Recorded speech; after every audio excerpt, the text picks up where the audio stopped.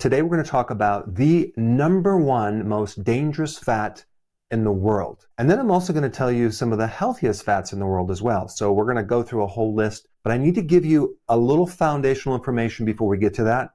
I'm going to make it super simple so you don't have to know chemistry or physics, okay? So what you need to know is that oxygen is super hungry for electrons. And when we get into fats, there's a lot of different types of fats.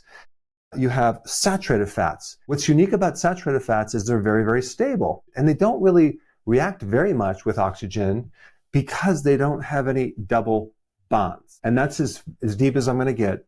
When you have double bonds, you have something that's more unstable. Oxygen is going to go after things that have more double bonds, and you're going to have more oxidation. Then we get into these fats called unsaturated fats. And all I want you to know about unsaturated fats is there's different numbers of these double bonds.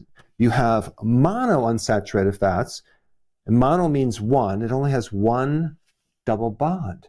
Polyunsaturated, many double bonds.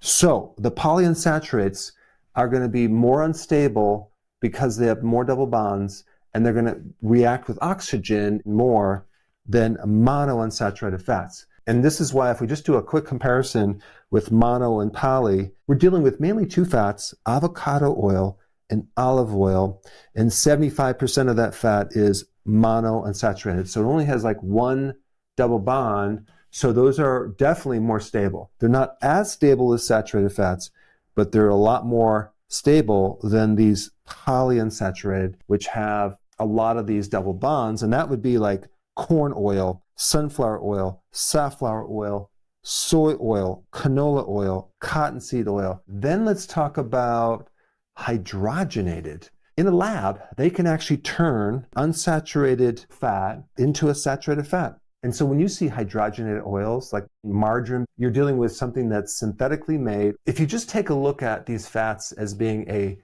wall in your house, saturated fats would be all these solid bricks that really support the whole house. But then we have a monounsaturated wall, which has like one brick that's kind of weak. So mostly it's supportive, but certain areas of that wall are maybe slightly fragile. But then we have a wall that is polyunsaturated. There's a lot of bricks in there that are very fragile, and that wall is vulnerable to oxygen, basically. And then if we have a hydrogenated wall, we're dealing with trans bricks, which are these weird bent bricks vulnerable to falling apart, and this would be the worst wall. Well, they've been phasing out these partially hydrogenated fats.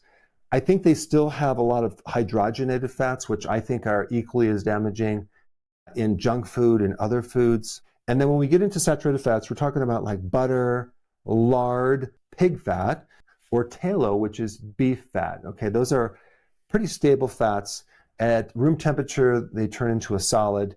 And then when we get to the monounsaturated, we're talking about mainly avocado oil and then olive oil. But at this level in the presentation, all you need to know is that if you consume cold press avocado oil or cold press olive oil, super healthy and beneficial. But when you start refining them, you get more problems.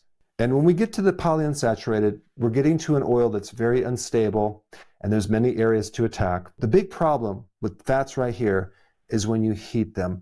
Most of these oils that you buy at the store are already heated when you buy them, okay? And then we take them home and then we heat them again. You make them even more dangerous to the body. And also light too tends to break them down and turn into this other byproduct. I'm going to give you this name now. It's called an aldehyde that destroy your DNA, but mainly they lodge into the membranes around your cells. And even if we took the receptor for insulin, which is on the outside of this membrane, and we expose it to aldehydes, we start to destroy that receptor. And this is one of the deeper root causes of insulin resistance, prediabetes, and diabetes, which is so common nowadays simply because 25% of all of our calories are these oils, not in a cold press, unrefined way, but in an industrial refining way, physical grinding, bleaching chemicals, and then a deodorizer to put them in a bottle so then they can stay on the shelf without even being refrigerated. So you're dealing with something that has a lot of these aldehydes that can literally lodge into our bodies in a massive way and stay in there for a long period of time and create inflammation. So they're going to start to destroy the DNA, the membranes, the receptors, which are proteins around this cell. They're going to create inflammation, chronic inflammation. They're going to make the cells stiff and fragile. The oils that they're frying the food in, they keep reusing the oil over and over and over. There is no regulation for the number of times you can use an oil. So it's really up to whoever owns that store. Where you're eating food that has been bathed in this oil, which are super inflammatory for your cells. And we eat this without even thinking twice, mainly because people don't even know what's going on here, and they accumulate in the body. But there's another type of unsaturated fat in this category, and that would be fish oil and cod liver oil. There's some really unique differences. First of all, they both have omega-3 fatty acids, but the ratios of omega-3 fatty acids, and I'm talking about DHA to EPA in cod liver oil, match your brain, retina, your mitochondria, and your immune system, much closer than fish oils. And cod liver oil retains many additional antioxidants. So cod liver oil has many additional benefits over fish oil. So before I get into the most dangerous oil in the world, I want to just talk a little bit about what's been inverted or flipped in our food supply. Saturated fats. Saturated fats were at one time, very recently, thought to be very, very dangerous. They're going to clog your artery. You should stay away from saturated fats. And now there's more evidence that saturated fats are okay to eat. But for years, decades, saturated fats have been villainized. And the unsaturated fats have been recommended as something to improve your health. When in fact, the truth is, they've always been at the root cause of heart disease. So these unsaturated fats were at one time praised to be the hero to save us of all the health problems. These are really the bad guys, and they always were. I mean, then what about cholesterol, right? I mean, any food that has cholesterol like eggs was once considered to be bad. But then we all of a sudden find out that, wow, eggs actually increase the good cholesterol and decrease the LDL, the bad cholesterol. What an interesting inversion on that. And what about the healthy grains, right? Even still to this day, on a box of cereal, it'll say heart healthy grains, when in fact we know most of the grains sold are refined, turned into sugar. Grains have gluten, which destroys the gut. And then what about red meat, right? That's been demonized as even causing cancer because they lump the red meat into the processed meat as it's one thing, and they both basically cause cancer. When in truth, when you have the carnivore diet, so many people are being healed of many of their diseases, with autoimmune diseases, with gut inflammation diseases. We're talking about one of the most healing foods on the planet, yet at one time it was demonized as a bad thing. What about salt, right? I mean, most people know that too much salt is bad for your blood pressure, but did you know that 90% of high blood pressure has an unknown cause that's not related to salt? Interesting. I think it's a potassium deficiency or a vitamin D deficiency, because even salt-sensitive people that really react with too much salt, when you increase the potassium, they do just fine. In fact, when you start cutting down the salt on someone, their cortisol goes up. From my viewpoint, salt has never been the villain, even with blood pressure. Now let's get into the most dangerous fat in the entire world. All right, the absolute worst fat in the world for your body is the partially hydrogenated fats. This is a unsaturated fat, very unstable, that's been converted into a saturated fat. Chemically, synthetically, it's not healthy. This is a trans fat, which is a weird fat that does all sorts of bad things in our body. But then you get into the question of what about hydrogenated fat? It's super processed, and it comes from an unsaturated fat with really high heats, with a hydrogen gas and a metal. So these two right here, you need to stay away from, and these two are the worst. This one right here, I'm going to tell you right now, these polyunsaturated fatty acids used for frying in a fast food restaurant, hands down, the worst fat in the entire world, because you are accumulating so many aldehydes every time you fry that. They get in the body and they lodge into our membranes, and it takes 600 days to get them out. Number 4, soy oil.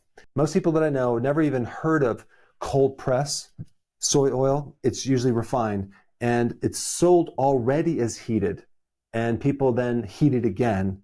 So you're getting a product that is genetically modified. It probably has traces of glyphosate, and then corn oil is in the same boat, also genetically modified. And then number 6, sunflower oil and safflower oil. Now I know they positioned those two oils as being heart healthy, but not the refined version. Cottonseed oil is like a byproduct of the cotton industry. It's in the same boat as these other ones right here. It's GMO, so it has glyphosate. And so is canola. That's also genetically modified.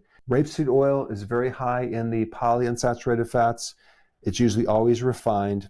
Same thing with rice bran oil. Same thing with refined peanut oil. But then we get into refined avocado oil. And so when people buy avocado oil, they're thinking, wow, this is much healthier. But when they heat it, they literally are creating aldehydes because they're wiping out the chlorophyll and the vitamin E and anything in there that's a phytonutrient. And one thing that's really interesting about the avocado oil industry, it's not very regulated. They put other oils in there that are almost impossible to detect. Even the mayonnaise that you get that says avocado oil, you have to read the back of the label. It will never say cold pressed, okay? So you're getting the refined version. Then you get refined olive oil, right? I would stay away from that too because, again, they're heating it, destroying all these wonderful phytonutrients that are there to protect it. So I'm going to take all these as being kind of bad, and then now we're going to get into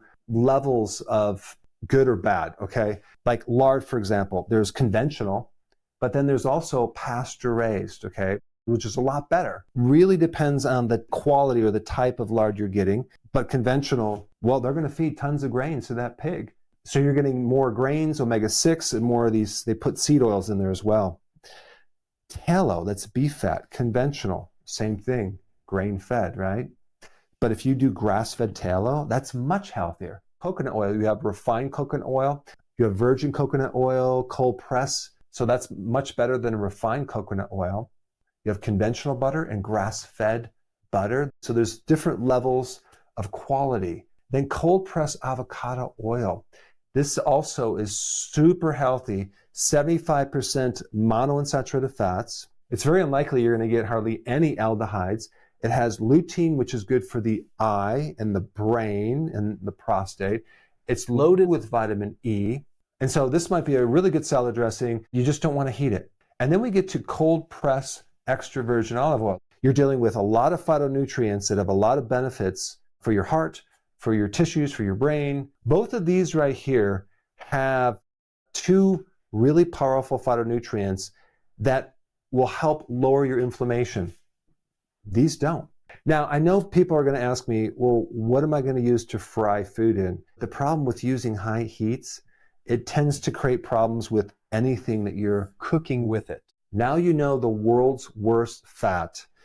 The next video that's probably even more important is the world's worst carbohydrate. And we're not even talking about sugar. And I put that in this video right here. Check it out.